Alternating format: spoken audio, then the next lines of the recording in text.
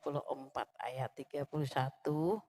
Tapi baiklah kita baca dari ayat 29 ya. Bapak Ibu dikasih Tuhan. Matius 24 yang saya mau jelaskan tentang bagaimana malaikat-malaikat disuruh Tuhan, diutus Tuhan ya untuk mengumpulkan orang-orang pilihan. Ya, mari kita baca Matius 24 ayat 29 sampai 31. Ya, saya Bapak Ibu baca 29, saya 30, Bapak Ibu 31, sama-sama 31 ya. Kedatangan anak manusia perumpamaan tentang pohon ara. Ya, Bapak Ibu 1, 2, 3.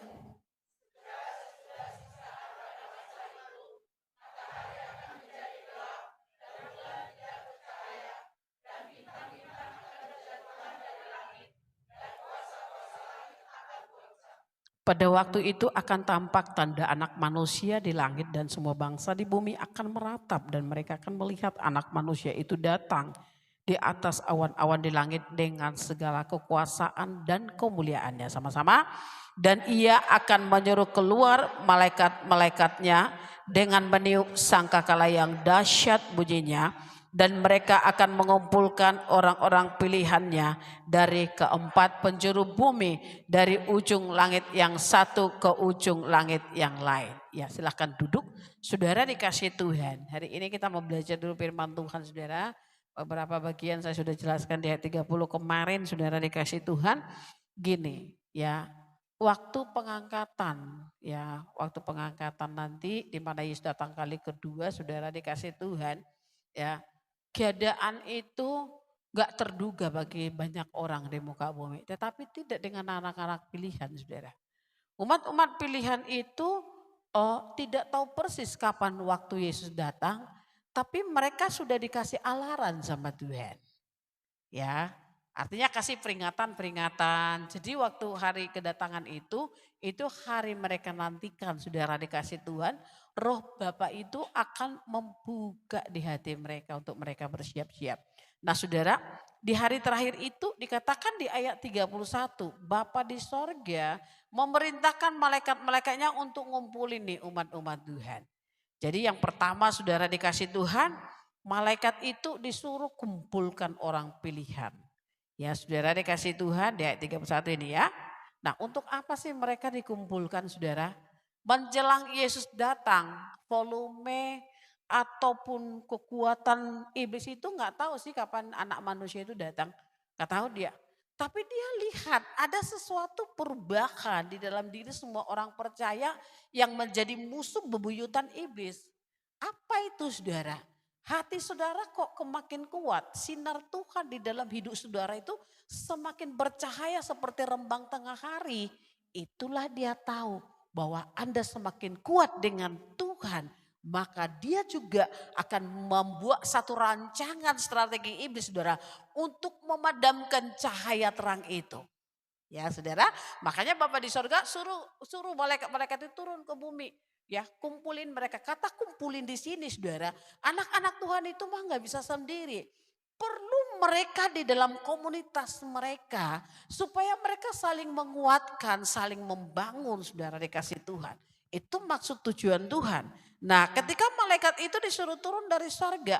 Saudara, Bapak di sorga suruh malaikat turun. Untuk apa? Menjaga, melindungi mereka. Malaikat Tuhan berkemah di sekeliling orang-orang takut akan Tuhan. Kata Mazmur ya, saudara dikasih Tuhan. Nah kalau cuman untuk melindungi dari si jahat saudara. Ya, cuman untuk melindungi dari si jahat saudara. Tapi anak-anak Tuhan tidak dibangun dengan kebenaran. Maka itu seperti pertahanan atau pagar yang keropos saudara, gak kuat. Ya, maka Bapa di sorga suruh perintah malaikat untuk membungkus melindungi mereka. Coba ada gambar, ada foto, coba dicari dulu ya saudara. Tapi anak-anak Tuhan itu seperti ini. Si om ini saudara, Anda boleh lihat ini ya. Apa yang dikerjakan? Sekalipun malaikat menjagai dia, tetapi ada satu yang dibangun oleh Bapa ini. Apa itu? Dia merenungkan firman Tuhan, mengisi kekuatannya dengan kekuatan firman saudara.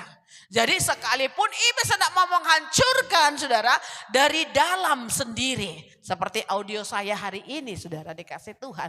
Semangat itu kalau dari luar saudara gak bisa untuk membangun kita saudara.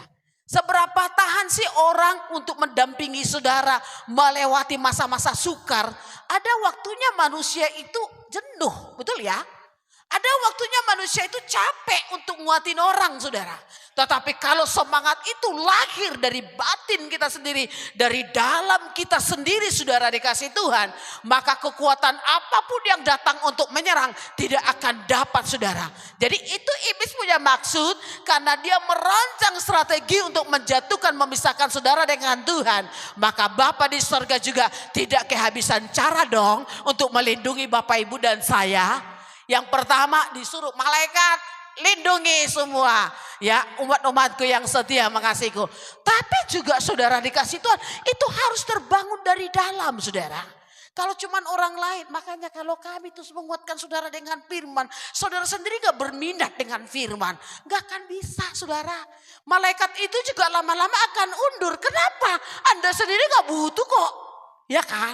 Tapi ketika malaikat itu jaga dari dasar hati saudara juga bangkit untuk kuat di dalam Tuhan. Maka makin rapat malaikat itu yang jaga saudara. Tidak ada celah sedikit pun atau selisih sedikit pun. Saudara perhatikan ini di dalam. Ada enggak celah? Enggak ada. Satu malaikat itu semua tuh ya. Lupa saya suruh anak-anak remaja pemuda ini bikin contoh di sini saudara. Ya. Saudara, itu gak ada celah. Kenapa gak ada celah? Karena orang membangun dari dalam imannya, pengharapannya, kasihnya kepada Tuhan. Tuhan Bapak tahu. Si Bulis ini makin hari kasih hati makin apa kau ya? Saudara Bapak di sorga lihat saudara. Iblis itu tidak akan pernah. Sekalipun strategi iblis itu tak sama doang. Dari zamannya Adam sampai hari ini strategi gak pernah berbeda. Karena iblis itu bego saudara. Ya, nenek moyang paling bodoh itu tuh iblis saudara dikasih Tuhan. Cuman manusianya yang jadi lebih bodoh lagi. Kenapa? Karena ikut dengan perbuatan si jahat saudara. Ya, jadi kita hari ini coba belajar dulu ya. Langsung ke bagian 2 aja karena bagian pertama kemarin di pengisian saya sudah sampaikan kepada saudara. Bagian yang pertama itu ya bagaimana malaikat itu diutus untuk mengumpulkan umat pilihan. Ya malaikat-malaikat disuruh keliling tapi Roh Kudus juga diberikan di hati orang. Untuk apa sih Roh Kudus itu? Ya dialah yang memompa, memberi semangat, mengajar. Kalau mereka kurang diajar, Roh Kudus itu mengajar firman. Ditaruh minat dari dasar sini, dari hati ini saudara. Jadi kalau dasar hati kita sendiri gak minat untuk baca ini. Baru misalnya kok contohnya kedatangan anak manusia perumpamaan tentang pohon ara. Matius 24 ayat 29. Baru mau lihat baca nih ya. Roh ngantuk udah nyeruduk masuk. Tahu kan kayak nyeruduk prok. Ya saudara. Matius. Saudara.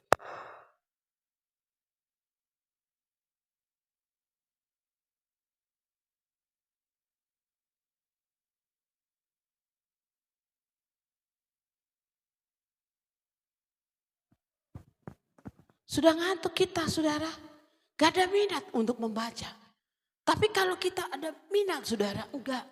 Aku harus baca. Kalaupun karena kelelahan kecapean hari ini, tidur dulu. Tuhan bangunkan aku untuk membaca firman. Ketika segar baca. Tuhan apa artinya ya? Ajari aku kah?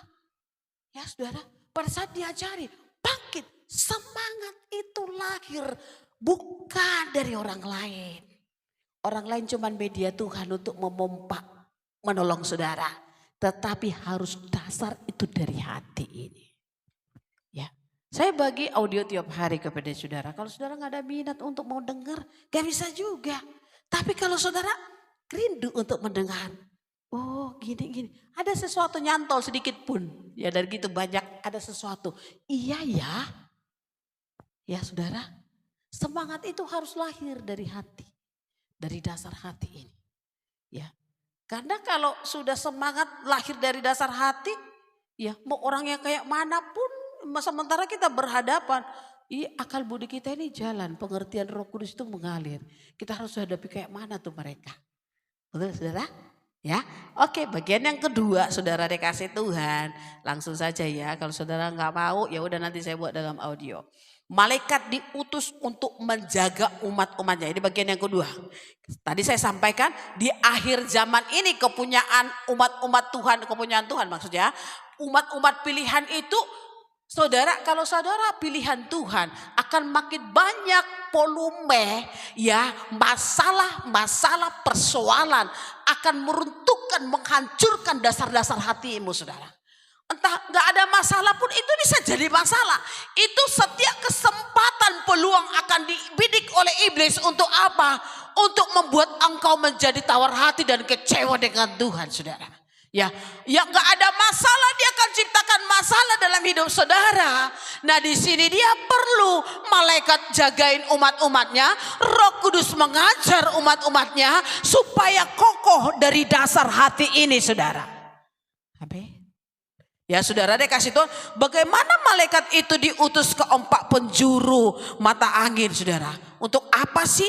Ya, karena kenapa? Saudara tahu kenapa? Iblis itu berjuang, dia sudah matanya melihat.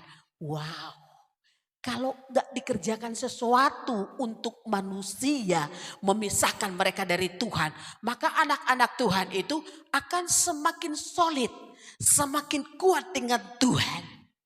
Ya saudara, jadi dia sudah lihat kalau hati saudara melekat kepada Tuhan, Anda adalah musuh setan, musuh kerajaan kegelapan. Nah dia cari, saudara, dia cari cara celah untuk mau menghancurkan dasar-dasar hati saudara. Tapi kalau kita kuat persekutuan kita dengan Tuhan, kita tahu dia arah pedangnya kemana dan mau buat apa seperti apa, saudara. Ya kan? Seperti apa yang kami alami, saudara dikasih Tuhan tuh udah ngomong duluan akan kayak gini, kayak gitu, kayak gini. Ya kan? Kita tahu itu dari Tuhan, saudara dikasih Tuhan. Ya, karena kita tahu dari Tuhan, kita bawa di dalam doa, saudara. Yang saya kerjakan tuh apa? Menguatkan diri. Coba berbagi dengan putri saya ini, saudara dikasih Tuhan. Supaya dia pun kuat. Cuman kan kalau kadang kan kita gini, saudara. Ini Tuhan udah ngomong gini, orang kan bilang, suara Tuhan, suara Tuhan. Ya, pada saat itu benar persis terjadi seperti itu, kalau kita nggak percaya kita nyesal sendiri. Ya enggak? Ya, tapi Tuhan itu tahu bagaimana dia menguatkan, mengingatkan anak-anaknya. Betul nggak, saudara dikasih Tuhan? Emangnya Tuhan langsung gedabuk-gedubuk, pak ini loh masalah. Enggak gitu, saudara. Kadang diizinkan Tuhan, Tuhan beritahu. Contoh, saya kasih contoh kepada saudara. Ya kan? Tuhan tahu akan terjadi kelaparan di Kanaan. Tapi dia udah ngomong sama Abraham. Ya, mereka akan kubawa ke satu bangsa yang asing. 400 tahun kata Tuhan sama Abraham, saudara. Belum kelihatan, gak kelihatan Abraham. Ya, Abraham sudah nggak ada ketika terjadi Yakub bersama dengan semua keturunannya pergi mengungsi ke Mesir untuk menjaga komunitas Israel itu tetap ada, saudara. Ya kan? Itu udah berapa duluan Tuhan ngomong kepada Abraham. Itu sebabnya Abraham berdoa supaya dari keturunannya ini tetap takut akan Tuhan. Sebab apa yang diperkatakan Tuhan adalah kebenaran, saudara dikasih Tuhan. Betul ya? Kan dibilang 400 tahun. Jadi kalau udah selesai 400 tahun, bangsa itu masih menjerit teriak-teriak. Ingatlah Tuhan perkataannya kepada Abraham. Dipakailah Amran dan Yokebed untuk melahirkan seorang pemimpin yang akan membawa umat itu ke Kanaan, saudara. Ya, dimunculkan Tuhan. Kenapa? Papa di surga ingat, dia pernah ngomong, dia pernah janji dengan Abraham. Saudara, hidup Bapak Ibu dan saya, Tuhan tahu apa yang mau terjadi dalam hidup saudara. Makanya dipakailah firman ini untuk meneguhkan, menguatkan engkau. Percayalah kepada Dia. Amin. Ya, banyak cara Tuhan untuk menarik cinta saudara kepada dia. Kembalilah cinta saudara. Bisa melalui masalah persoalan. Nah ini dia. Iblis tahu kalau Anda baik-baik saja dan Anda diberkati. Ya kan? Contoh kayak Ayub tuh. Ya kan? Kau lihat Ayub, hambaku yang benar dan saleh kata Tuhan. Ya, itu kan karena tangan Tuhan kan membungkus melindungi dia. Coba Tuhan angkat perlindungan sama Ayub. Pasti dia akan mengutuki Tuhan. Kata iblis saudara. Ya, oke Tuhan bilang silahkan. Saudara apa yang terjadi saudara? Lihat Ayub itu kaya. Lihat Ayub itu banyak mengajar orang dengan kebenaran. Lihat Ayub itu banyak menolong orang dengan kasih Tuhan. Lihat kekayaannya makin hari makin bertambah. Anak-anaknya semua cantik-cantik, gagah-gagah perkasa saudara dikasih Tuhan. Lihat istrinya berkuar-kuar saudara. Ya, tapi saudara dikasih Tuhan. Waktu mengenai masalah, iblis itu paling sirik dengan keberhasilan saudara. Ya, kalau saudara baik-baik dan berhasil, maka setan itu paling sirik dengan hidup saudara. Salah satu caranya untuk menjatuhkan engkau dengan apa yang kau dapatkan saudara dikasih Tuhan. Tetapi lagi-lagi firman ini berkata, Tuhan Bapa di sorga perintahkan malaikatnya melindungi saudara. Roh Kudus dikasih untuk mengingatkan firman supaya engkau kuat di dalam firman. Bukan lagi malaikat itu, tetapi Anda yang harus bangkit melawan kekuatan yang jahat saudara. Karena roh yang ada padamu lebih besar dari roh apapun dalam dunia yang hendak menghancurkan saudara. Paham? Jadi saudara dikasih Tuhan ya. Iblis itu kan berusaha memisahkan. Ya namanya juga iblis, gak ada yang benar sama dia saudara. Ya, roh iri hatinya dia itu saudara. Dia gini, waktu dia berusaha untuk memisahkan Anda dari Tuhan. Ya, yang pertama gini, kenapa sih anak-anak Tuhan itu kok terikat banget sih dengan Tuhan? Dia cari tahu apa yang membuat mereka terikat. Oh ini dia darah Yesus saudara. Ya, darah Yesus itu begitu mengikat saudara. Mau dosa saudara kayak apa Tuhan gak pusing. Yang dia tahu darah Yesus itu membasuh, membersihkan, memulihkan Anda supaya menjadi milik dia. Terus gimana dong caranya supaya saudara yang ditebus oleh darah Yesus itu bisa dikerjain oleh iblis. Saudara dalam Roma 8 ayat 38 ya, saya baca kepada saudara. Coba dulu ayat 35 bisa gak? Ayat 35 dulu. Roma 8 ayat 35 kita lihat dulu di situ apa dikatakan. Bisa cepet gak? Ya. Siapakah yang akan memisahkan kita dari Kristus? Dikatakan sini penindasan, kesesakan, atau penganiayaan, atau kelaparan, atau ketelanjangan, atau bahaya, atau pedang. Apa yang bisa memisahkan saudara? Kenapa nggak bisa? Mau penderitaan, mau kesesakan, penganiayaan, kelaparan, saudara dikasih Tuhan, kemalangan, atau apa saja. Saya mau berkata kepada saudara, kalau darah Yesus itu sudah membasuh dari ujung rambut sampai ujung kaki saudara, maka itu tidak akan pernah membuat Anda terpisah dengan Tuhan. Betul nggak? Ya. Gak bisa. Terus gimana caranya untuk iblis? Maka dia pasang strategi saudara. Ini dia strategi iblis. Apa itu? Merusak dulu kepercayaan saudara kepada Tuhan. Saudara kalau saudara punya sahabat. Anda percaya banget luar dalam Anda saking percayaannya. Semua cerita sama dia. Ya saudara ini tentang manusia nih. Anda percaya banget tiba-tiba mengkhianati saudara. Saudara kecewa gak? Kayak gitu tuh dibuat saudara Anda dengan Tuhan. Anda menaruh harap saudara kepada Tuhan. Anda menaruh iman saudara kepada Tuhan. Anda menaruh pengharapan saudara kepada Tuhan. Apa saja kau kerjakan untuk Tuhan. Nah kayak Ayub tuh mau dirusak oleh dia kepercayaan. Ya, iblis berusaha pondasi saudara yang benar itu mau dirusakin saudara. Bagaimana caranya kalau kita misalnya kan kayak ruko ini ya saudara, kayak rumah ini. Rumah saudara contohnya. Rumah saudara berdiri, saudara ada di dalam rumah. Tapi orang yang sirik dengan saudara, pingin rumah saudara itu roboh. Ya, dipakai kuasa iblis gak mampan-mampan. Kebetulan tetangga kiri kanan itu adalah tanahnya dia. Ya, cara gampang untuk memerupuhi rumah saudara. Dari tanahnya itu dicongkel-congkel, diambilin pondasi satu-satu, satu-satu. Gak kelihatan saudara. Memang itu coran beton. Tapi kalau coran beton itu digebukin saudara. Ya diambilin batu-batunya. Ya apa aja besi-besinya juga dipotongin semuanya. Keropos ada di dalam. Gak diapa-apain juga, rumahnya kan ambruk gak? Maka iblis mau merontokkan dasar iman saudara. Pengharapan saudara kepada Tuhan.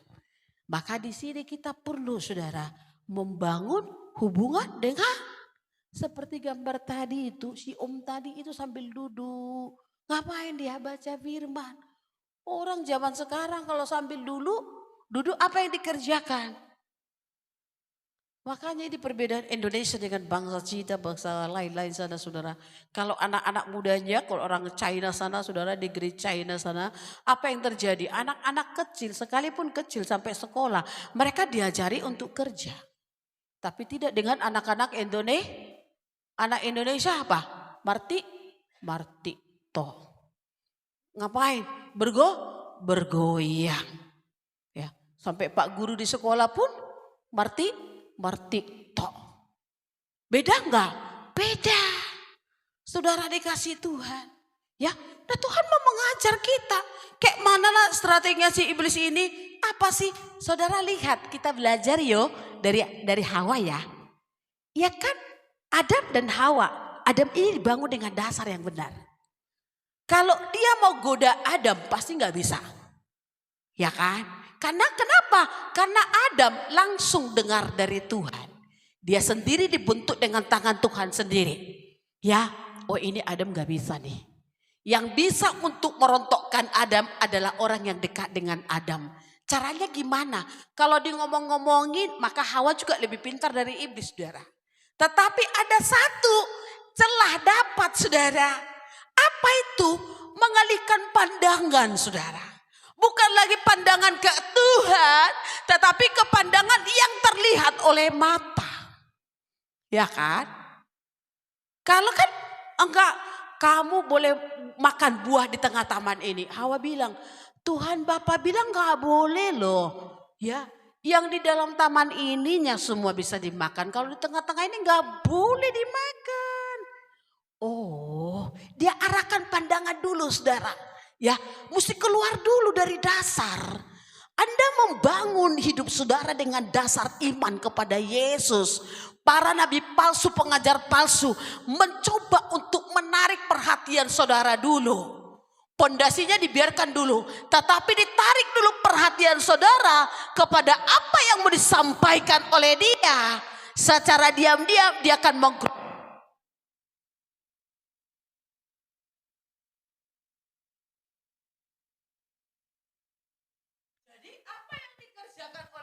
Ini saudara, berhentikah sampai di situ?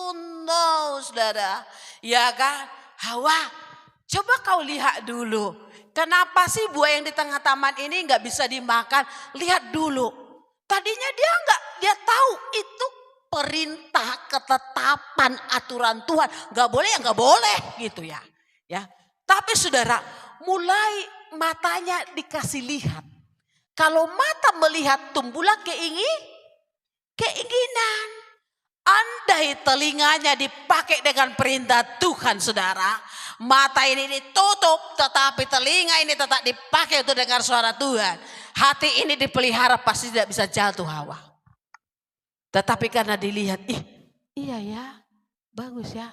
Lihat lagi buah yang lain. Kurang menarik. Lihat lagi ini, enak ya. Saudara dikasih Tuhan. Itu cara iblis mengalihkan pandangan. Saudara, Anda kuat dengan Tuhan. Tapi Anda dialihkan pandangan saudara. Bukan lagi kepada Tuhan. Kepada hal yang lain yang mana. Ya, tadinya Anda berjuang. Begitu kuat dengan Tuhan. Kokoh dengan Tuhan saudara. Dia tahu kelemahan saudara. Ya, kalau dia suruh untuk menjebak saudara gak akan bisa saudara. Roh yang ada dibikin setan-setan dari mana, naga si ular tua dari mana pun datang untuk menghancurkan saudara. Ternyata Anda lebih kuat dari setan, dari ular naga saudara.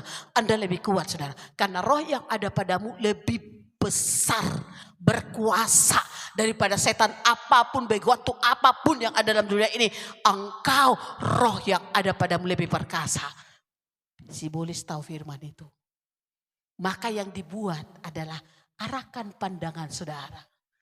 Ya, keluar dari konsep yang Tuhan sudah tetapkan dalam hidup saudara.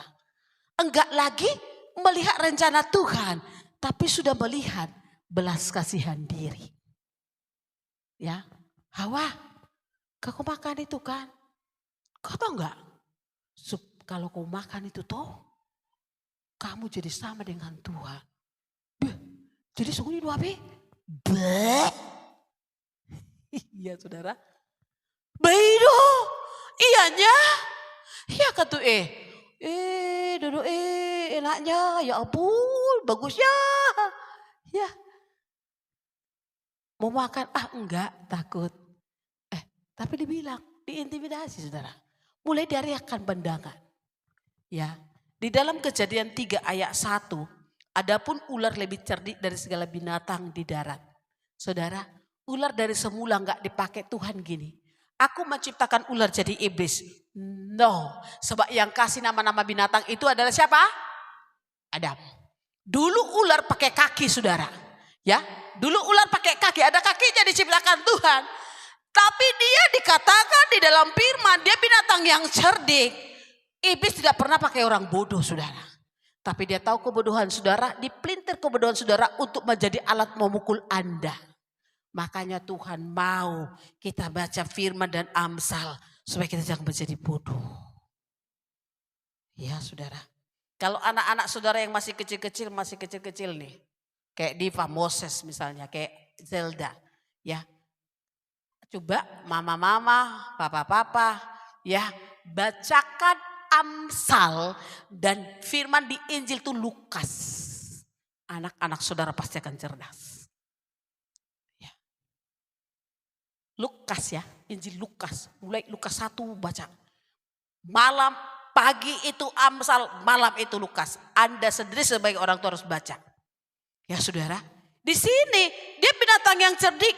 Ia berkata, tentulah Tuhan berfirman, jangan kamu makan buah dari pohon manapun dalam taman ini. Dibalikkan enggak? Tadi kan dia lihat, oh enggak boleh itu dimakan. Jadi karena sudah bukan lagi ke Tuhan lagi matanya si Hawa, sudah kepada ular dan kepada buah itu. Maka dibalikkan semua perkataan. Siapa di sini yang seperti ular? Kalau orang benar suka dibalik-balikkan. Ada? Tinggal ya. Tapi bukan berarti yang tinggal nanti itu ular ya. Ya. Tinggal dulu, minta konseling pribadi. Ya. Nanti konseling enggak di gereja atau di manalah kita. Ya. Siapa tahu jemaat ini nanti ada yang bangun kafe konseling dulunya. Ya saudara, selama ini kafe-kafe, internet, entah apa-apa dijual di situ. Mulai sekarang kita berdoa supaya ada usaha jemaat namanya kafe konseling. Ya, nanti Nofri bangun kafe konseling. Ya, saudara, Tuhan mau bilang sama kita di sini. Apa waktu dibilang kayak gitu, yang nggak benar dikasih telinga. Berita yang tidak kalau berita yang benar dikasih ke telinga, maka hidup kita tertuntun. Firman-Mu adalah terang bagi jalanku. Betul ya? Tapi ketika mulai dipelintir firman, kebenaran itu mulai dibalikkan saudara. Hah? Tergoda enggak? Keraguan. Saudara ingat ya, keraguan adalah pintu masuk iblis untuk menyeruak masuk menghancurkan saudara. Mulai hari ini jangan ragu-ragu dengan Tuhan ya. Ya. Apalagi kalau bilang gini, 15 tahun saya sudah menuntun saudara. Tapi itu huru nanginatan setuhan. Ya, jangan saudara kayak ikan teri. Ya. Saudara dikasih Tuhan. Jadilah kita seperti milik kepunyaan yang Tuhan mau. Udah kita lihat dengan mata kita masih kita ragu. Yesus udah kerjakan yang baik masih juga ragu bahwa Yesus adalah Tuhan. Saudara, lihat Yakobus 1 ayat 6 dikatakan, hendaklah ia memintanya dalam iman sama sekali jangan bimbang. Saya mau berkata, keraguan adalah pintu masuk Mulai ragu nggak Hawa? Hawa mulai ragu. Waktu Hawa ragu, berpikir, langsung iblis tidak nunggu-nunggu. Hawa, buka dong pintu hatimu. Enggak. Di situ ragu, pintu hati itu langsung terbuka kepada yang salah. Dan dia akan terus berkuasa dan mengikat setiap kita. Oleh sebab itu, hai jemaat Tuhan, jangan engkau ragu dengan kebenaran Tuhan. Kokohkan iman saudara. Kalau sakit, katakan gini, tidak Tuhan. Oleh bilur-bilurmu yang berdarah, firman-Mu berkata, aku akan sembuh karena engkau. Makin parah sakitnya. Tidak Tuhan. Kalau aku mati, mati untuk Tuhan. Kalau aku hidup, mempermuliakan Tuhan. Kan Yesus bilang, kalau kau udah sehat nanti baru, kata Tuhan Yesus ya, nanti kuatkanlah kawan-kawanmu yang sakit nih. Ya kan? Kalau kau udah sembuh, kuatkanlah mereka yang sakit. Karena kau udah ada pengalaman. Kau bisa untuk menguatkan mereka. Ya. Si Hawa ini ragu. Ya, dengan sendirinya pintu hati terbuka.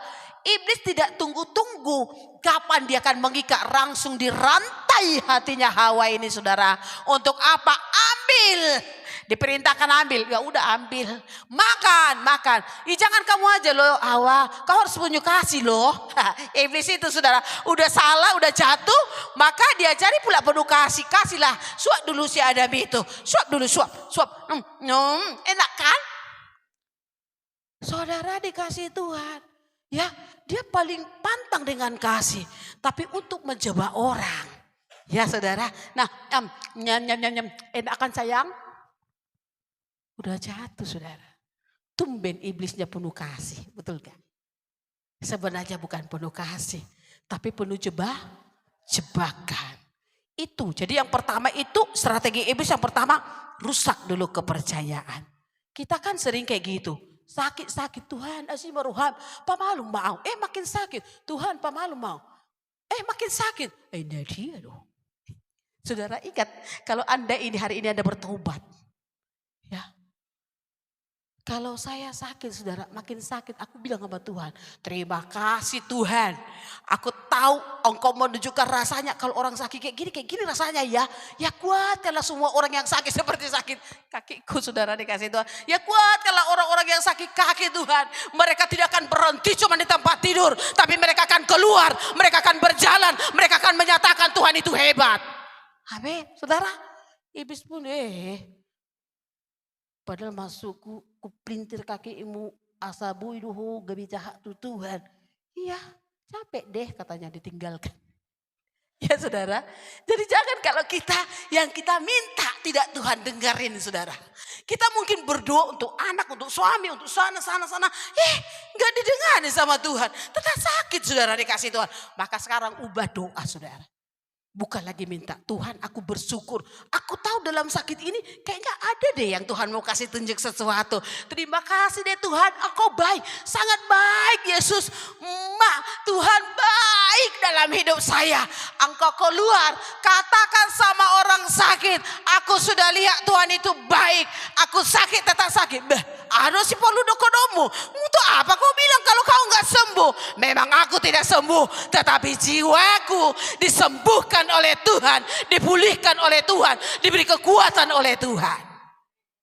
Ya saudara, bisa jasmani kita, saudara dikasih Tuhan seperti sakit, tapi sebenarnya jiwa, roh kita, hati kita lagi dipulihkan sempurna oleh Tuhan, saudara. Ya saudara dikasih Tuhan. Jadi kalau engkau sakit gak sembuh-sembuh, jangan engkau melemah. Kalau engkau ragu, pintu iblis masuk menyeruak mengikat engkau. Akhirnya apa? Kalau sudah menjadi ragu, mulailah bersungut-sungut. Kalau namar tangyang doi ba, alirangi begitu. Mulai bersungut-sungut, mulai hitung-hitung. Aku sudah kasih ini dan itu sama Tuhan. Kok Tuhan gak balas sih? Saudara dikasih Tuhan. Coba kalau seperti ini, coba saudara lihat. Kalau aku kayak gitu saudara, enggak dijawab Tuhan ini ya udahlah. Tapi ku bilang gini, Tuhan aku mau hitung dulu berkatmu satu hari. Ku cari tahu 24 jam berapa banyak oksigen saya harus pakai. Saya kalikan dengan rupiah, itu masih oksigen saudara. Kalau saya suruh jaga, sapam untuk jaga berapa gajinya satu hari? Ya, kalau tidak ada matahari dingin, aku harus pakai sesuatu yang bisa menaruh hangat di dalam rumah saya. Berapa uang banyak keluar? Saya hitung dengan uang. Adakah Tuhan meminta segitu? Kan enggak. Ya saudara, untuk buat orang bodoh sadar, kayak gitu caranya. Saya itu bodoh saudara. Maka saya buat cari tahu seperti itu. Karena saya pun harus mengajari orang-orang bodoh dengan cara yang bodoh seperti itu. Ya, saudara. Di sini tadi kan iblis buat untuk merusak kepercayaan sama Tuhan. Yang berikutnya, kalau nggak lolos itu, ada satu. Dia mulai mencoba menaburkan kecewa dan mulai pahit. Mulai tambah kadar dari tadi. Kalau tadi kan kepercayaan. Kalau ini mulai ditabur rasa kecewa. Orang yang kecewa saudara tidak akan pernah untuk bisa bangkit untuk Tuhan. Maka iblis akan terus mengintimidasi sampai dia akan roh Tuhan undur dari dia saudara. Dan sampai Tuhan sendiri akan meninggalkan orang itu. Saudara di Ibrani 12 ayat 15. Iblis akan pakai pengalaman yang pahit saudara. Untuk apa? Menanam kepahitan dan kekecewaan. Supaya apa? Supaya anak-anak Tuhan itu berpaling dari Tuhan. Ya saudara, kepahitan itu bisa menjauhkan Anda. Dari mana? Dari kasih karunia tuh. Di Ibrani 12 ayat 15 dibilang gini. Jagalah supaya jangan ada seorang pun menjauhkan diri dari kasih karunia Tuhan. Agar jangan tumbuh akar yang menimbulkan apa? Kerusuhan yang mencemarkan banyak orang. Kalau saya tanya jemaat, kenapa enggak dulu rajin? Kenapa enggak pernah lagi ke gereja? Udah lah bun, gak usah ditanya lagi. Kenapa? Kecewa dan mulai mengarah ke pahit. Kalau saya bilang, siapa yang melakukan itu? Adakah itu Tuhan Yesus? Atau kita misalnya? Enggak bunda sih. Ya, Tuhan Yesus enggak sih. Jadi siapa? Ya. Syanu. Gak perlu kita bilang syanu. Tapi coba lihat diri kita dulu. Udah benar gak yang kita kerjakan?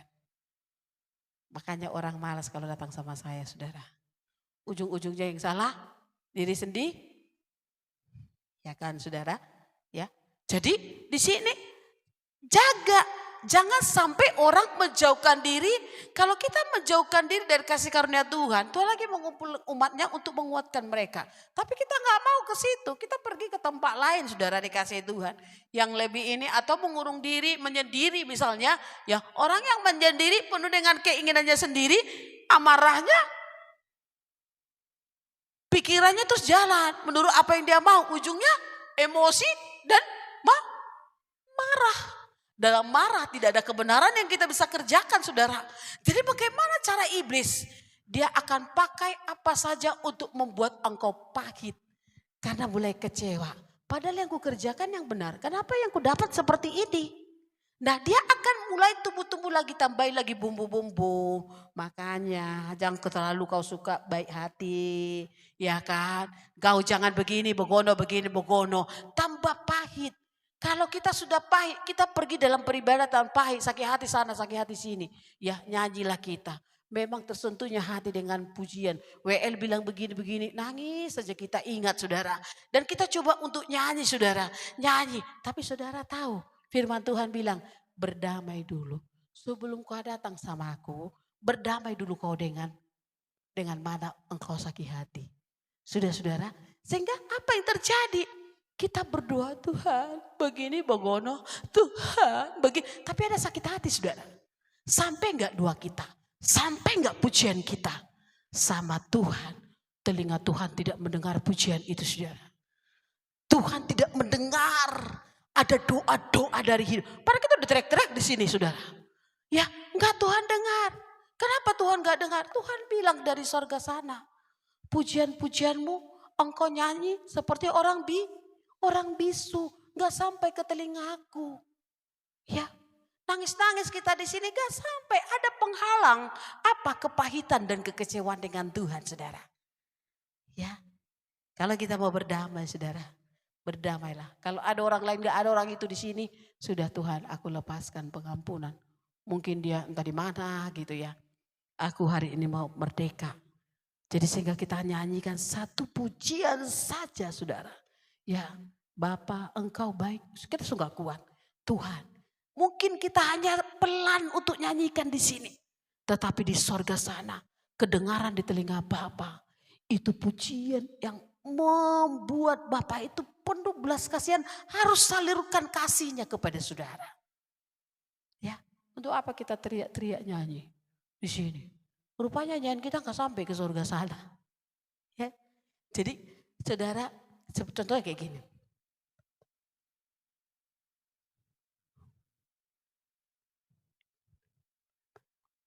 Apa nyanyi saya? Saudara tahu? Hah? Kalau ini lagi nyanyi saya.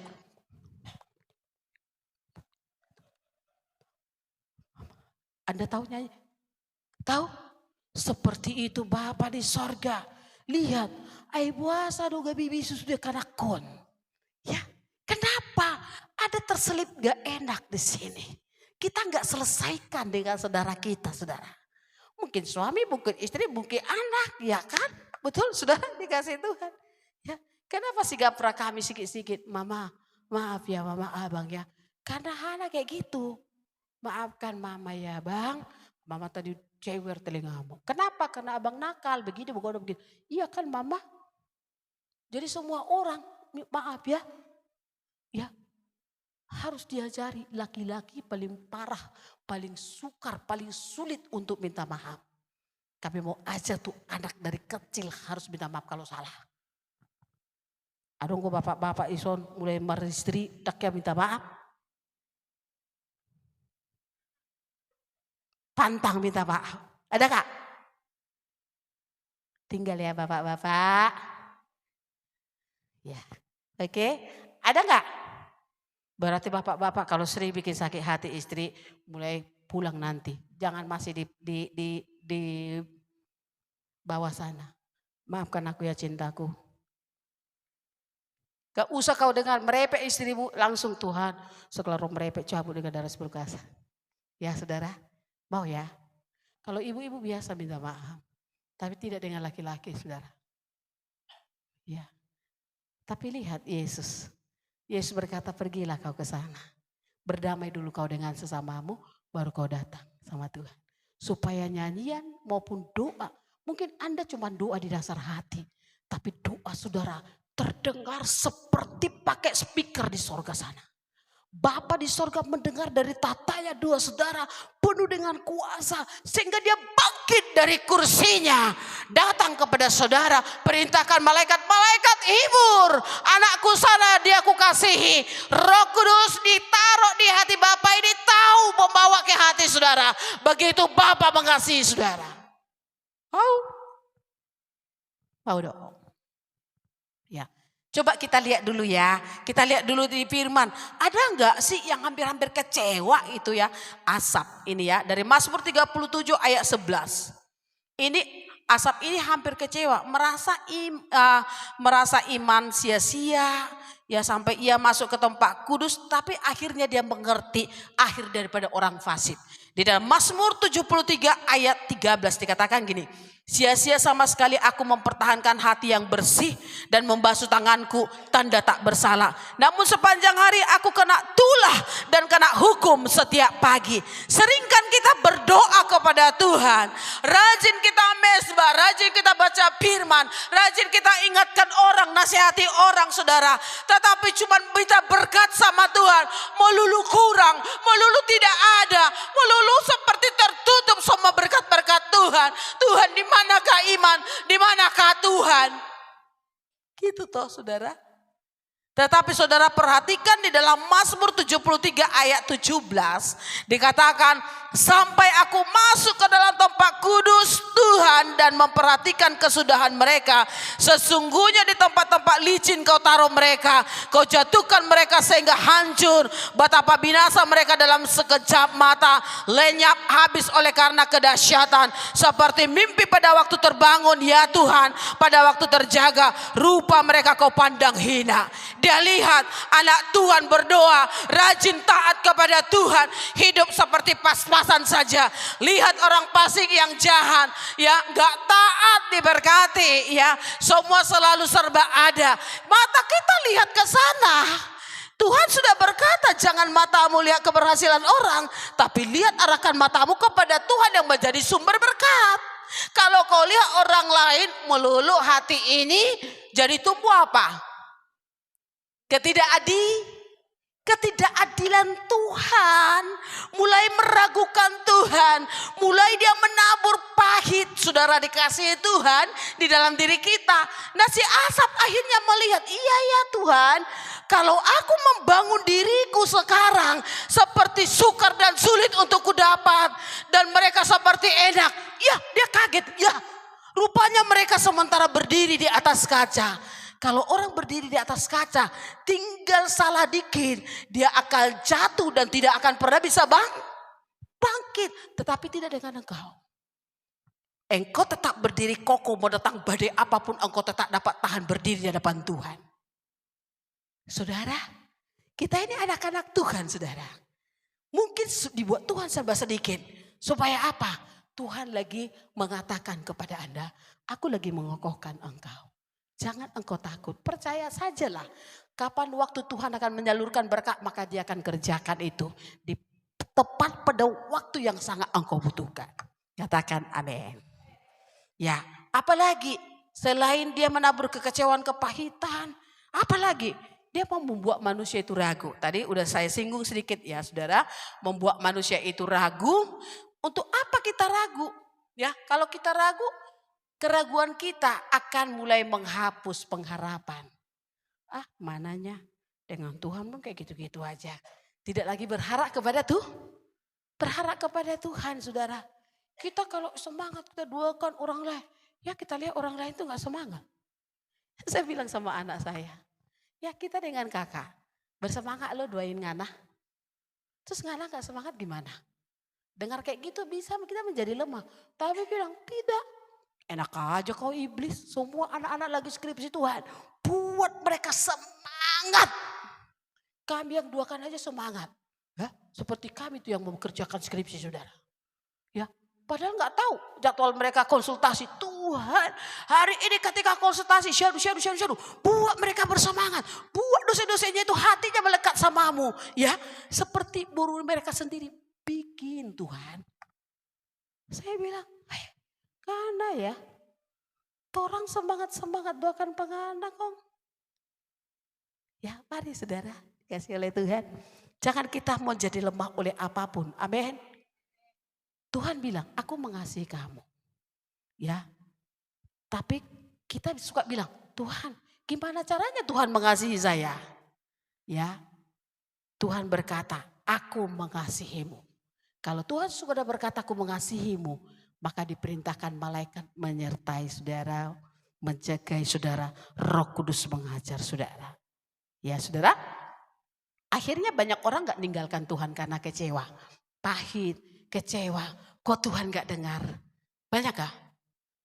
Di hari-hari terakhir banyak orang akan murtad, kata Matius 24, kata Yesus, nubuatan Yesus ini. Ya kenapa mereka menjadi kecewa saudara? Ya mereka meninggalkan Tuhan kebenaran. Kenapa saudara dikasih Tuhan? Ya karena strategi iblis masuk di dalam hidup mereka. Saya baca dulu di 1 Timotius 4 ayat 1. Tetapi roh ini besar. Dengan tegas mengatakan bahwa di waktu-waktu kemudian akan ada orang akan murtad. Ngapain orang murtad ini? Mengikuti roh-roh penyesat dan ajaran setan-setan. Kenapa mereka? Padahal kan tadinya mereka anak Tuhan. Kenapa mengikuti roh-roh penyesat ini saudara? Karena mulai kecewa dengan Tuhan. Sehingga ketika diberi sesuatu yang membuat menurut dirinya sendiri. Oh iya aku mau ikutlah. Akhirnya semua yang diajar oleh Tuhan itu menjadi hilang sekejap. Kita membangun, kita menjadi anak Tuhan itu bertahun-tahun. Tapi sekejap iblis bisa mengikat saudara kembali, saudara dikasih Tuhan. Ya, dengan apa? Dengan kekuatan yang jahat. Oleh sebab itu jangan pernah kasih secelah sedikit apapun. Saya kasih tentang ilustrasi. Saudara, ada bak tampungan di rumah enggak? Kalau tidak bak tampungan di kamar mandi, di ember. Saudara perhatikan kalau bak kan kalau bocor dikit enggak ketahuan toh. Betul ya? Itu mungkin bocornya itu cuma sebesar lubang jarum atau kancing peniti yang ada sama saudara. Itu termasuk kecil enggak? Tapi kalau saudara biarkan, maka enggak sampai 1 minggu lubang yang kecil itu terus dimasuki air. Air itu akan menggerus lubang itu. Ya, semakin hari lubang itu semakin besar. Makanya artinya gini, jangan diberi celah sedikit pun untuk iblis, untuk mau masuk dalam bentuk apapun. Saya pernah kasih ilustrasi di sini beberapa tahun yang lalu tentang air botol aqua. Kenapa air botol aqua itu saudara biasanya penuh sampai ke atas kan? Betul ya? Tidak ada ruang sedikit pun yang tersisa saudara. Itu ada apa maksudnya saudara dikasih Tuhan? Supaya kalau orang mau jahat saudara, tidak bisa untuk memasukkan apapun ke dalam. Karena sedikit saja cairan akan dimasukkan ke dalam saudara, itu akan mempengaruhi secara keseluruhan. Seperti itulah hati anak-anak Tuhan. Sedikit saja, makanya selalu darah Yesus untuk membungkus hati saudara. Ya, Tuhan terus membungkus hati saudara supaya celah, sedikit pun celah tidak diberi kesempatan oleh Tuhan. Kasihilah musuhmu, tetaplah berbuat baik sama dengan engkau menaruh bara di atas kepala, kata firman saudara. Ya, tidak disuruh Tuhan dan tidak diberi kesempatan oleh Tuhan untuk kita jahat dikit sama orang lain. Kendati sakit ini saudara, tetapi Tuhan suruh dibalut sama Tuhan hati ini. Haruslah menjadi pelaku kebenaran firman, bukan menjadi membuat jahat. Saudara ini perhatikan bagaimana ketika Tuhan akan murka untuk Sodom dan Gomora. Ada kan janji Tuhan dengan Abraham. Karena doa Abraham saudara, Tuhan ingat ada Lot di Sodom dan Gomora yang mau dirontokkan oleh Tuhan. Apa yang diperintahkan? Kalau kan Lot orang benar saudara. Kalau firman itu berbicara kepada Lot, keluar kau dari situ. Pasti dia bilang, suara apa ini? Gak ada orangnya. Gitu kan kita sering saudara. Tetapi Tuhan perintahkan 2 malaikat itu datang kepada Lot saudara. Lot ini selalu di pintu gerbang. Artinya di pintu gerbang dia berjaga-jaga. Siapa saja keluar masuk dari tempat Sodom dan Gomora dia bisa tahu saudara. Nah ini ada orang asing. Kenapa dia langsung undang orang asing ini ke rumahnya? Karena dia memiliki hubungan, ada kebenaran di dalam diri Lot. Sehingga dia tahu yang dari Tuhan disuruh masuk ke dalam rumahnya. Gak sampai di situ disiapin makan. Sebenarnya malaikat tidak makan apa yang saudara makan. Ya, tetapi kenapa malaikat itu mau disuguhi oleh roti yang tidak beragi oleh Lot saudara dikasih Tuhan? Anda tahu kenapa? Karena dia menghargai, dia mengasihi Lot seperti Tuhan mengasihi Lot. Tetapi sudah habis waktunya. Malaikat ini tarik, ayo kau pergi, lari kau sejauh-jauhnya ke tempat di mana engkau bisa lari.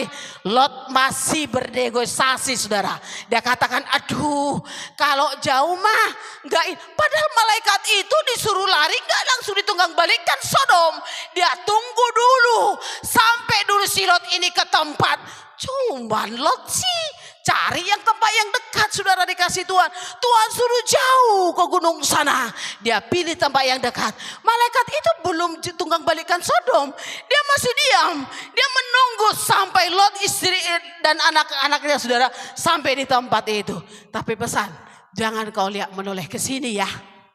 Sang istri menoleh jadi tiang garam saudara. Terkadang di dalam hidup kita Tuhan lihat emergensi hidup kita. Lagi mau dihancurkan oleh iblis. Tuhan suruh perintah keluar. Anda harus keluar dari masalah saudara. Kalau itu orang fasik yang jahat. Ya, NPD yang sementara mau menghancurkan engkau. Dia lagi membuat engkau sakit mental. Jangan mau. Ya, Anda ada senjata ini. Bukan orang jahat yang akan membawa saudara jadi jahat. Tapi firman ini menuntun hidup saudara. Amin. Mau? Jadi ngerti sekarang ya? Nah, apa tuh Tuhan ya? Ya, saudara, kesulitan masalah persoalan yang saudara hadapi dipakai Tuhan untuk memurnikan iman, pengharapan, kasih-Mu. Engkau yang kembali sadar, oh iya, Anda sementara menaiki tangga iman. Pengharapan saudara lagi dikokohkan, kasih saudara lagi disempurnakan. Sebab tidak lama waktu emergensi, Yesus segera akan datang. Amin. Ya, saya tidak akan lanjut, tapi saya akan buat dalam bentuk audio.